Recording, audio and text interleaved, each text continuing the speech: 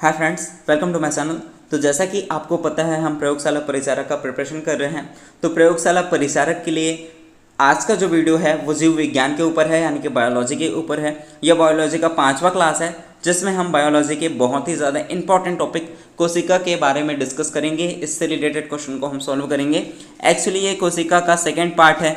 इससे पहले हमने इसका एक पार्ट ऑलरेडी अपलोड कर रखा है जिसमें हमने कोशिका से रिलेटेड 50 तक के क्वेश्चन को सॉल्व कर लिया है। अगर आपने वो वीडियो नहीं देखा है तो डिस्क्रिप्शन बॉक्स में लिंक है, जाकर के वीडियो जरूर देख लीजिए, या फिर आप मेरे चैनल पर विजिट कर सकते हैं। वहाँ आपको प्लेलिस्ट मिल जाएगा जहाँ से जाकर के आप सारे वीडियो को देख पाएंगे। प्रयोगशाला परिचारक के अलावा आप पीएससी, व्यापम, सीजी टेट, आरक्षक, पुलिस या किसी भी एग्ज़ाम की तैयारी कर रहे हैं और यदि आपके सिलेबस में विज्ञान का एक सब्जेक्ट है, साइंस का एक सब्जेक्ट है, तो ये वीडियो आपके लिए बहुत ही ज़्यादा इंपॉर्टेंट होने वाला है। और यदि आप प्रयोगशाला परिचारक की तैयारी कर रहे हैं तो इस चैनल को सब्सक्राइब कर लीजिए। इस चैनल पे आपको प्रयोगशाला परिचारक के लिए पूरी तैयारी फ्री ऑफ कॉस्ट में कराई जा रही है। और आपको यदि इसका पीडीएफ चाहिए तो नीचे टेलीग्राम ग्रुप ज्वाइन कर लीजिए, लिंक डिस्क्रिप्शन में दिया गया है, वहाँ से जाकर के आप पीडीएफ पा सकते हैं। पीडीएफ के लिए आपको कोई भी चार्ज देना नहीं पड़ेगा, पीडीएफ आपको फ्री ऑफ कॉस्ट प्रोवाइड कर दिया हूँ मैं। आप टेलीग्राम ग्रुप ज्वाइन कर लीजिए, वहाँ आपको पीडीएफ मिल जाएगा। तो बिना किसी देरी के आज का वीडियो स्टार्ट करते हैं। हमारा क्वेश्चन दिया गया है, सूत्रीय विभाजन जीवित कोशिका में प्रायः सामान्य बात है, परंतु कभी कभी अकस्मात और असामान्य कोशिका विभाजन का परिणाम होता है।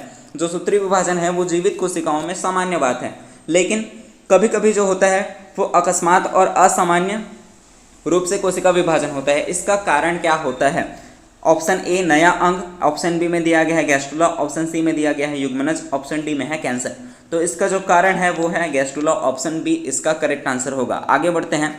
नेक्स्ट क्वेश्चन दिया गया है, माइटोसिस महत्वपूर्ण है क्योंकि जो माइटोसिस है इसे बोलते हैं सूत्रीय विभाजन, और सूत्रीय विभाजन क्यों महत्वपूर्ण है ये आपको बताना है। ऑप्शन ए दिया गया है यह जल्दी पूर्ण होती है, ऑप्शन बी में दिया गया है भूमि के अंदर हो सकती है, ऑप्शन सी में दिया गया है समान कोशिकाएं उत्पन्न करती है, या ऑप्शन डी पादप शरीर के सभी भागों में हो सकती है। जो माइटोसिस है वो महत्वपूर्ण होती है क्योंकि समान कोशिकाएं उत्पन्न करती है। ठीक है, आगे बढ़ते हैं। नेक्स्ट क्वेश्चन दिया गया है मियोसिस। अब मियोसिस क्या होता है? अर्धसूत्रीय विभाजन। ठीक है, तो मियोसिस में काइजमेटा कब प्रकट होता है?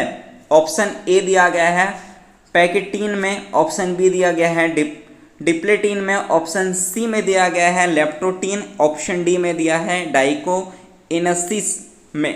तो किस में होता है काइजमेटा प्रकट? तो इसका जो करेक्ट आंसर है वो हो जाएगा ऑप्शन बी डिप्लेटीन में। आगे बढ़ते हैं। नेक्स्ट क्वेश्चन दिया गया है, मियोसिस का एक ऐसा कोशिका विभाजन है जिसमें मियोसिस एक ऐसा कोशिका विभाजन है जिसमें ऑप्शन ए गुणसूत्रों की संख्या पहले की तरह रहती है, या ऑप्शन बी गुणसूत्रों की संख्या पहले से आधी हो जाती है, ऑप्शन सी गुणसूत्रों की संख्या दोगुनी हो जाती है, ऑप्शन सी में डी में दिया गया है गुणसूत्र संख्या घटकर चौथाई हो जाती है। तो मियोसिस को मैंने क्या बोला? अर्धसूत्रीय विभाजन। तो इसमें क्या होगा? जो गुणसूत्र हैं उनकी संख्या पहले से आधी हो जाती है। ऑप्शन बी इसका करेक्ट आंसर होगा। आगे बढ़ते हैं। नेक्स्ट क्वेश्चन दिया गया है, क्वेश्चन है कोशिका में माइटोकॉन्ड्रिया कहाँ स्थित रहता है? केंद्रक में, क्लोरोप्लास्ट में, कोशिका द्रव में, या कसाम के आधार के? तो इसका जो करेक्ट आंसर हो जाएगा, जो कोशिका में जो माइटोकॉन्ड्रिया होता है वो कोशिका द्रव में स्थित होता है। ऑप्शन सी इसका करेक्ट आंसर है। आगे बढ़ते हैं। नेक्स्ट क्वेश्चन दिया गया है, ल्यूकोप्लास्ट मिलते हैं। ल्यूकोप्लास्ट कहाँ मिलते हैं?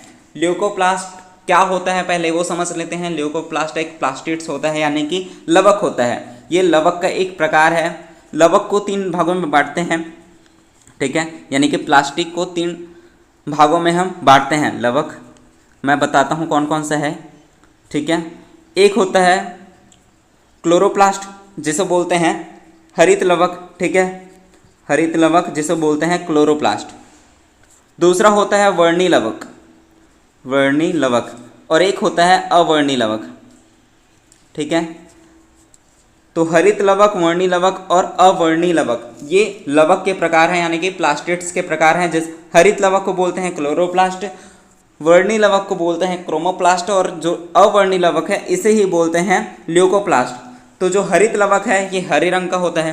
ठीक है, जो क्रोमोप्लास्ट है इसे बोलते हैं वर्णी या फिर रंगीन लवक, जिसमें हम जैसे इसका एग्जांपल लें तो पुष्प हो गया, फूल भित्ति हो गया, इसका जो कलर होता है ये जो क्रोमोप्लास्ट है इसी की वजह से होता है, ठीक है। तो इसे बोलते हैं रंगीन लवक। और जो अवर्णी लवक है ये रंगहीन होता है, रंगहीन होता है, ठीक है। अवर्णी लवक में कोई रंग नहीं होता, ये रंगहीन लवक कहलाता है। तो जो ल्यूकोप्लास्ट है ये कहाँ मिलते हैं ये आपको बताना है, फलों की कोशिकाओं में या फिर बीजों की कोशिकाओं में या कंद की कोशिकाओं में या इन सभी में।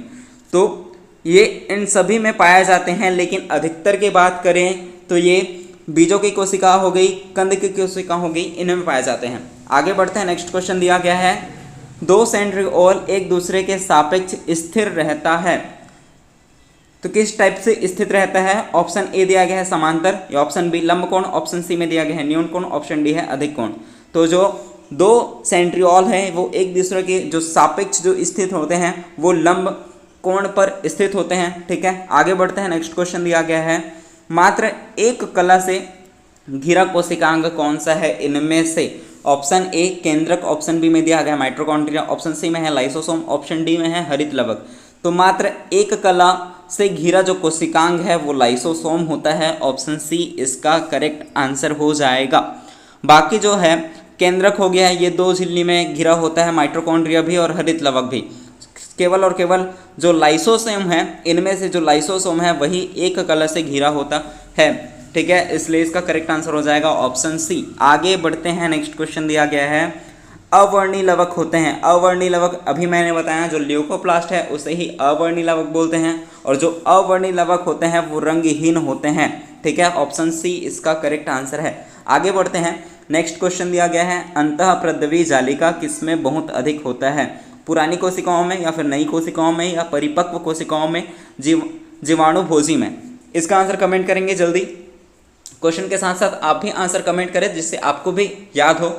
वीडियो को लाइक करें अगर आपको वीडियो पसंद आ रहा है, वीडियो आपके लिए यूजफुल हो तो वीडियो को लाइक करें, चैनल को सब्सक्राइब करें। ऐसे ही और वीडियो पाने के लिए, वीडियो बनाने में बहुत मेहनत लगती है, तो और आपका जो लाइक करना, चैनल को सब्सक्राइब करना मुझे और मोटिवेट करता है और बेहतर करने के लिए प्रेरित करता है। तो इस चैनल को सब्सक्राइब कर लीजिए, वीडियो को लाइक कर दीजिए और प्यारा सा कमेंट कीजिए कि आपको वीडियो कैसा लग रहा है।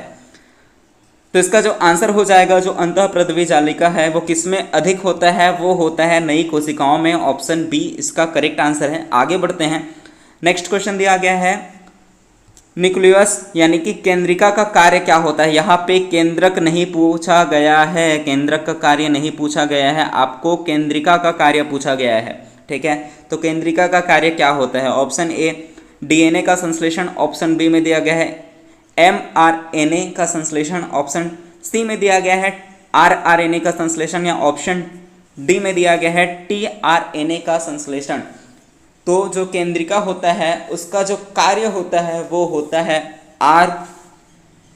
rRNA का संश्लेषण करना। ऑप्शन सी इसका करेक्ट आंसर है। अगर मैं इसको और एक्सप्लेन करूं तो जैसे केंद्रक के बारे में समझते हैं पहले, ठीक है, क्योंकि केंद्रक के अंदर ही केंद्रिका होती है, केंद्रक, ठीक है। ये केंद्रक है, मान लेते हैं केंद्रक है, और इसमें यहाँ पे आपको मिलेगा केंद्रिका।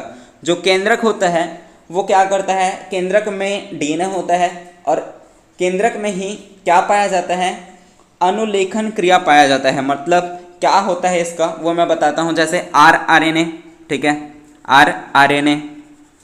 rRNA हो गया, tRNA हो गया, ठीक है, mRNA हो गया, इन सभी का निर्माण केंद्रक में होता है। लेकिन स्पेसिफिक अगर हम rRNA की बात करें तो वो होता है केंद्रिका में। केंद्रिका में विशिष्ट रूप से rRNA का संश्लेषण होता है। ऑप्शन सी इसका करेक्ट आंसर है। आई होप कि आपको समझ आ रहा होगा। आगे बढ़ते हैं, नेक्स्ट क्वेश्चन दिया गया है, माइटोकॉन्ड्रिया की संख्या निम्न में से किस एक कोशिका में बढ़ जाती है। माइटोकॉन्ड्रिया की जो संख्या है निम्न में से किस एक कोशिका में बढ़ जाती है। ऑप्शन ए दिया गया है अंकुरित छोटे बीजों की, ऑप्शन बी में दिया गया है सुप्त बीजों की, ऑप्शन सी में दिया गया है मृत बीजों की, ऑप्शन डी में है शुष्क बीजों में। तो जो माइटोकॉन्ड्रिया की संख्या है वो बढ़ जाती है अंकुरित छोटे बीजों की कोशिकाओं में, ठीक है।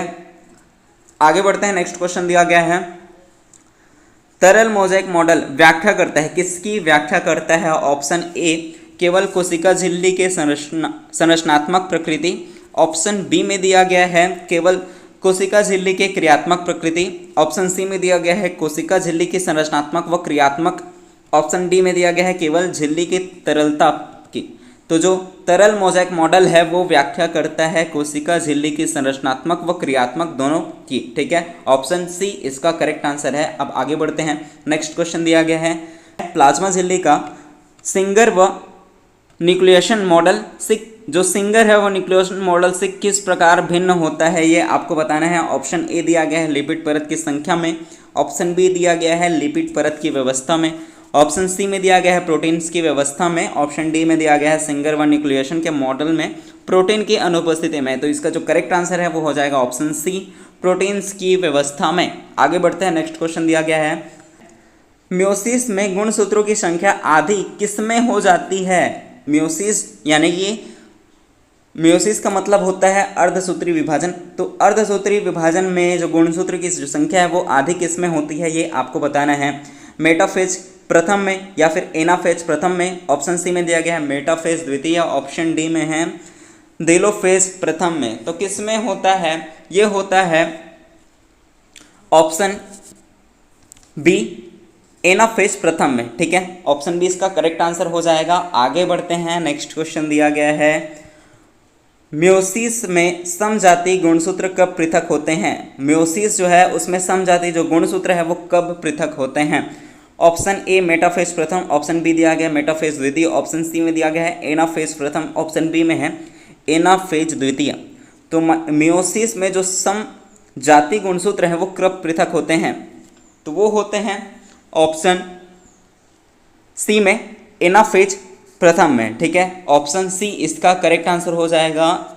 एनाफेज जो प्रथम है इसमें जो समजाति गुणसूत्र हैं वो पृथक हो जाते हैं। ठीक है, और इसमें क्या होता है जो कोशिका हैं उनके विपरीत ध्रुवों की ओर आगे चलने लगते हैं जो गुणसूत्र हैं। ठीक है, समझ में आया। आगे बढ़ते हैं, नेक्स्ट क्वेश्चन दिया गया है क्रॉसिंग ओवर कब होती है, किस में होती है ये आपको बताना है, कब होती है ये आपको बताना है। ऑप्शन ए दिया गया है सेकेंड स्ट्रैंड अवस्था पर, फोर्थ स्ट्रैंड अवस्था पर। ऑप्शन सी में दिया गया है थर्ड स्ट्रैंड अवस्था पर। ऑप्शन डी में है फर्स्ट स्ट्रैंड अवस्था पर। तो इसका जो करेक्ट आंसर हो जाएगा क्रॉसिंग ओवर जब होता है तो वो होता है ऑप्शन बी में फोर्थ स्ट्रैंड अवस्था पर। ठीक है, आगे बढ़ते हैं, नेक्स्ट क्वेश्चन दिया गया है। क्वेश्चन है कोशिका चक्र में क्या क्रम होता है। कोशिका चक्र जो है उसका सही क्रम आपको बताना है। कोशिका का जो कोशिका चक्र है वो क्या होता है वो आपको पहले जानना होगा। तो कोशिका चक्र क्या होता है, जनक कोशिका से संतति कोशिका तक बनने की जो प्रक्रिया है उसे ही बोलते हैं कोशिका चक्र। क्या बोला मैंने, जनक कोशिका है उससे जो संतति कोशिका है वहाँ तक जो बनने की जो प्रक्रिया है उसे ही बोलते हैं कोशिका चक्र। अब इसका जो सही क्रम है वो आपको बताना है। तो इसका जो सही क्रम है इसमें होता है पहले G1, ठीक है, उसके बाद S, उसके बाद होता है G2 और उसके बाद होता है M। तो ये होता है किसमें, ऑप्शन सी इसका करेक्ट आंसर हो जाएगा। G1 पहले है, उसके बाद S, उसके बाद G2, उसके बाद M। ठीक है, आगे बढ़ते हैं, नेक्स्ट क्वेश्चन दिया गया है वास्तविक केंद्रक किसमें अनुपस्थित होते हैं। जो वास्तविक केंद्रक है वो किन में अनुपस्थित होते हैं। ऑप्शन ए हरे सवालों में, ऑप्शन बी में दिया कवकों में, ऑप्शन सी में दिया गया है लाइकेंस में, ऑप्शन डी जीवाणु में। तो वास्तविक जो केंद्रक है वो अनुपस्थित होते हैं जीवाणु में। ऑप्शन डी इसका करेक्ट आंसर हो जाएगा। आगे बढ़ते हैं, नेक्स्ट क्वेश्चन दिया गया है। क्वेश्चन है केंद्रक की संरचना के अध्ययन के लिए किस प्रकार की कोशिका सबसे उत्तम होती है। जो केंद्रक की संरचना के अध्ययन के लिए हमें बताना है किस प्रकार की कोशिका सबसे उत्तम होती है। ऑप्शन ए दिया गया है जब कोशिका अंतरावस्था में होती है। ऑप्शन बी में दिया गया है जब कोशिका पार्श्व पूर्णावस्था में होती है। ऑप्शन सी में दिया गया है जब कोशिका विभाजन अवस्था में होती है। ऑप्शन डी में है जब कोशिका अर्धसूत्री अवस्था में होता है। हमें बताना है केंद्रक की संरचना के अध्ययन के लिए किस प्रकार की कोशिका सबसे उत्तम होती है। तो वो होती है सबसे उत्तम जब कोशिका अंतरावस्था में होती है। ऑप्शन ए इसका करेक्ट आंसर हो जाएगा। आगे बढ़ते हैं, नेक्स्ट क्वेश्चन दिया गया है निम्न में से किसमें झिल्ली रहित केंद्रक पाया जाता है। किसमें झिल्ली रहित केंद्रक पाया जाता है। ऑप्शन ए जीवाणु और हरित शैवालों में। ऑप्शन बी दिया गया है नील हरित जीवाणु और ताल शैवालों में। ऑप्शन सी में दिया गया है जीवाणु और नील हरित जीवाणु में। ऑप्शन डी में दिया गया है माइक्रोप्लाज्म, और हरित शैवालों में किस में झिल्ली रहित केंद्रक पाया जाता है? तो वो पाया जाता है जीवाणुओं और नीलहरित जीवाणुओं में। ऑप्शन सी इसका करेक्ट आंसर है। आगे बढ़ते हैं। नेक्स्ट क्वेश्चन दिया गया है कोशिका का केंद्रक द्रव्य कोशिका द्रव्य से संबंधित रहता है, किस प्रकार संबंधित रहता है?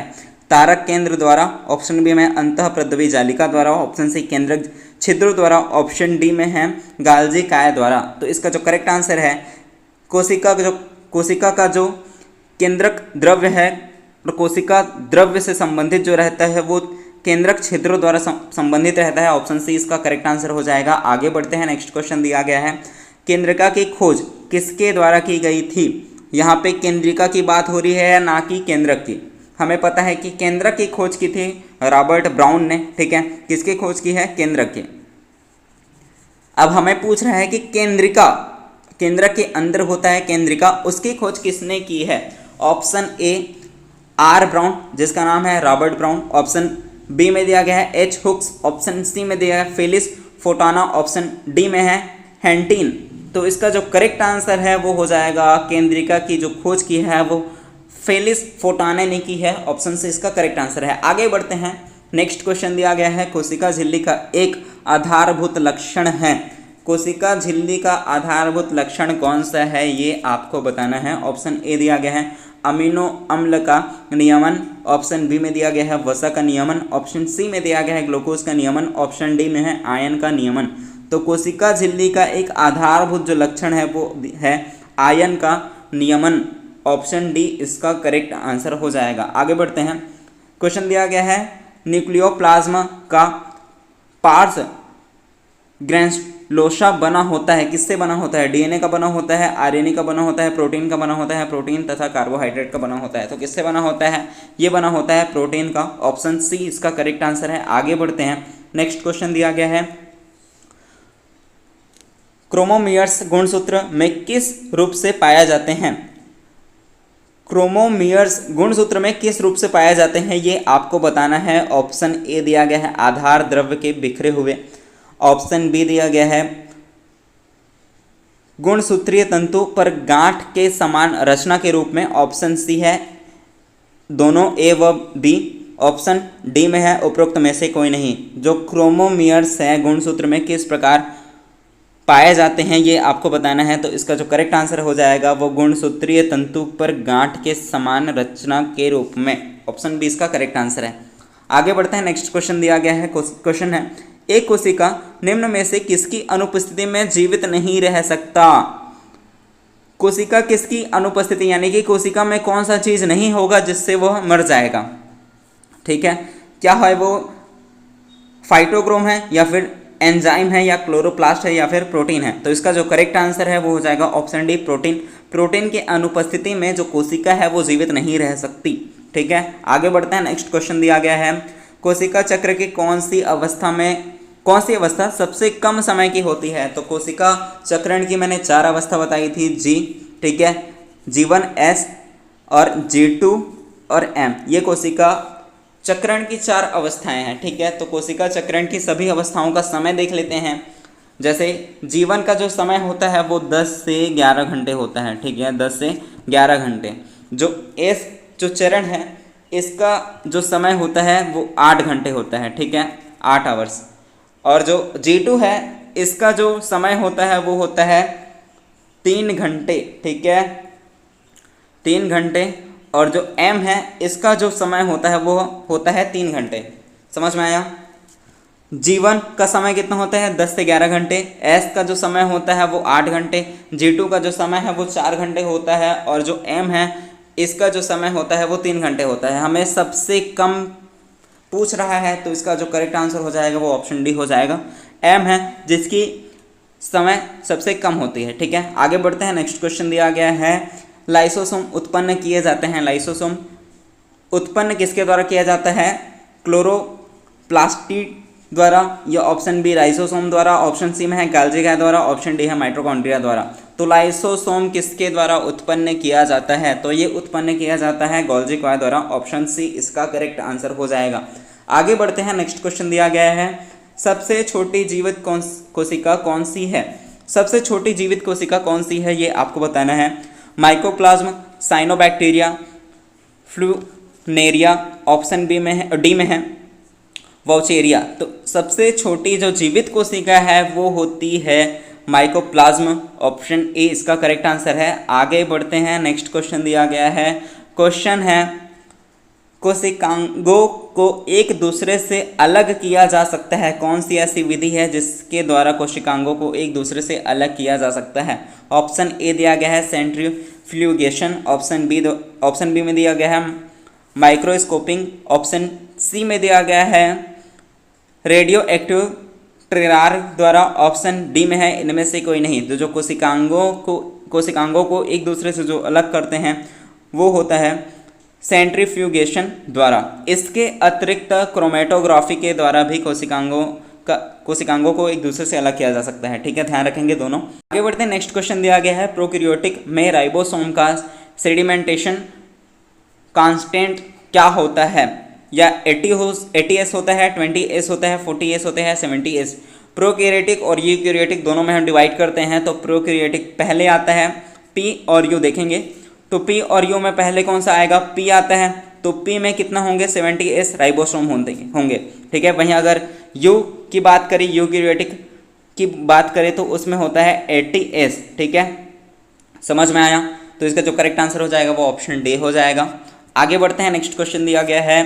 क्वेश्चन है 80s राइबोसोम में 60s उपभागीय कण में आरएनए के अणुओं की जो संख्या होती है कितनी होती है ये आपको बताना है। क्या संख्या 5 होती है, या फिर 4, या फिर 3, या फिर 2। तो इसका जो करेक्ट आंसर है वो हो जाएगा ऑप्शन सी 3।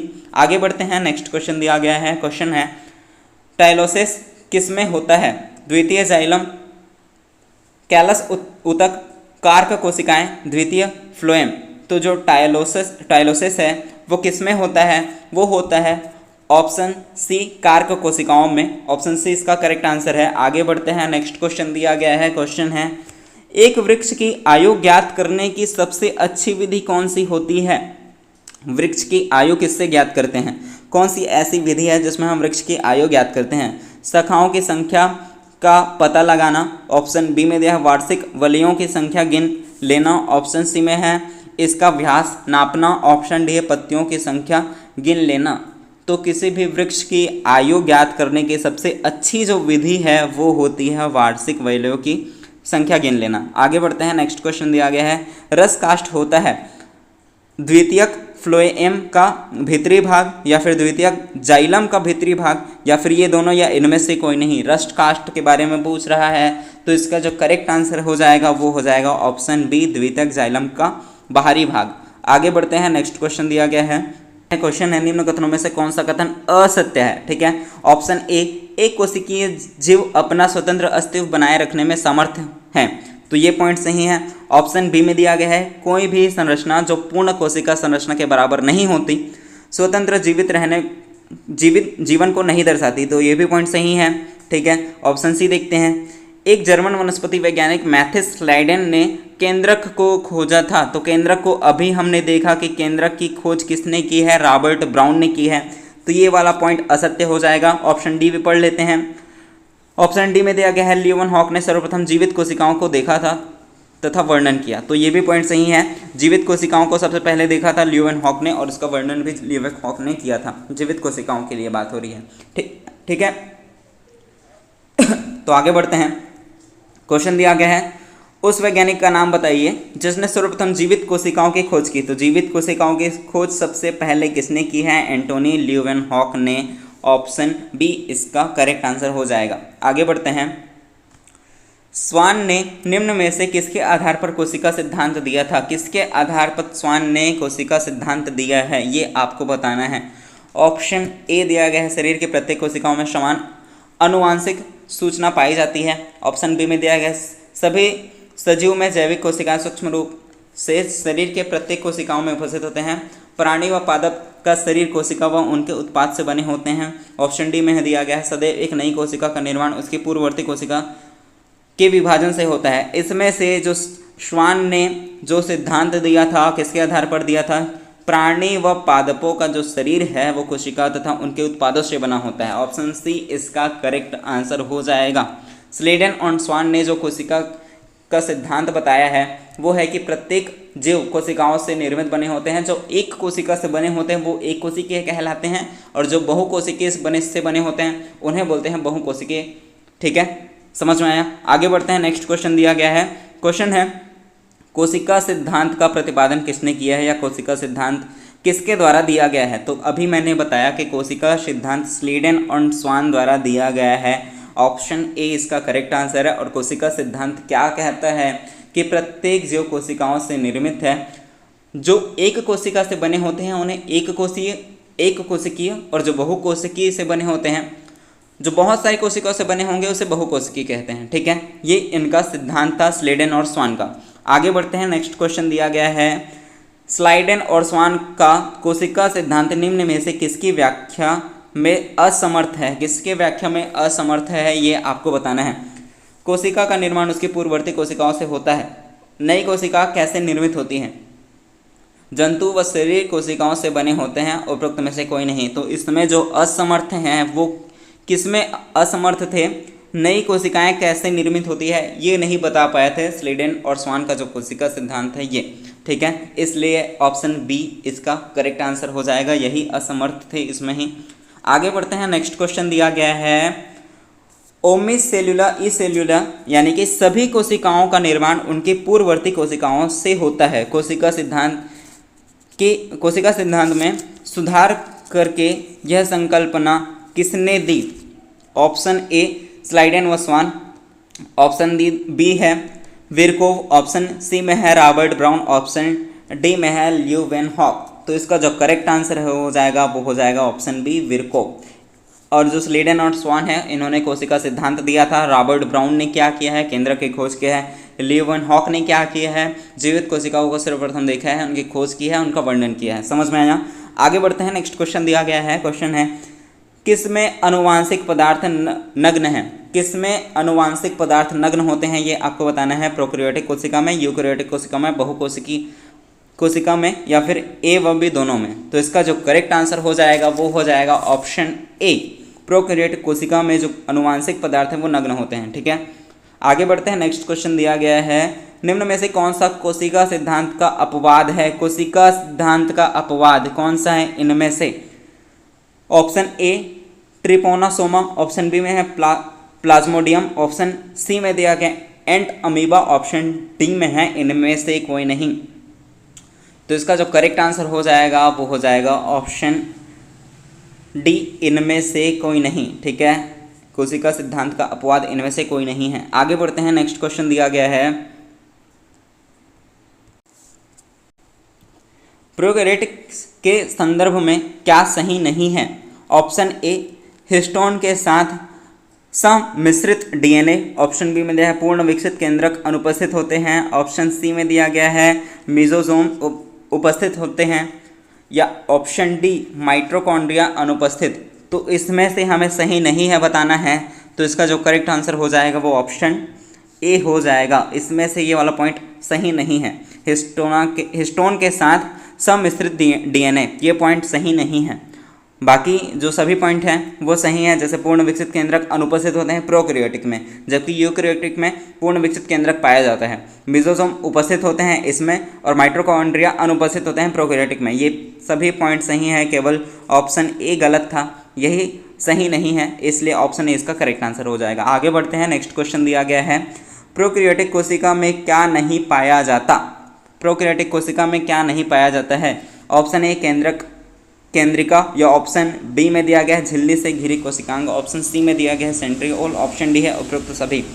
तो प्रोकैरियोटिक जो कोशिकाएं हैं इनमें क्या नहीं पाया जाता। तो इनमें केंद्रिका, झिल्ली से घिरी कोशिकांग, सेंट्रियोल ये सभी नहीं पाए जाते हैं, इसलिए इसका करेक्ट आंसर हो जाएगा ऑप्शन डी उपरोक्त सभी। आगे बढ़ते हैं। नेक्स्ट क्वेश्चन दिया गया है, निम्न में से प्रोकैरियोटिक कोशिकाएं कौन सी है। प्रोकैरियोटिक कोशिकाएं कौन सी हैं इनमें से ये बताना है। पीपीएलओ, माइकोप्लाज्म, जीवाणु, या उपरोक्त सभी। तो इनमें से ये सभी प्रोकैरियोटिक कोशिकाएं हैं, इसलिए ऑप्शन डी इसका करेक्ट आंसर हो जाएगा उपरोक्त सभी। आगे बढ़ते हैं। नेक्स्ट क्वेश्चन दिया गया है, क्वेश्चन है किसकी उपस्थिति यूकैरियोटिक कोशिकाओं को प्रीयूकैरियोटिक कोशिकाओं से भिन्नित करती है, ठीक है। ऑप्शन ए कोशिका झिल्ली, ऑप्शन बी है केंद्रक झिल्ली, ऑप्शन सी में दिया गया है राइबोसोम, या ऑप्शन डी में है इनमें से कोई नहीं। तो इसका जो करेक्ट आंसर हो जाएगा वो ऑप्शन डी हो जाएगा, केंद्रक झिल्ली।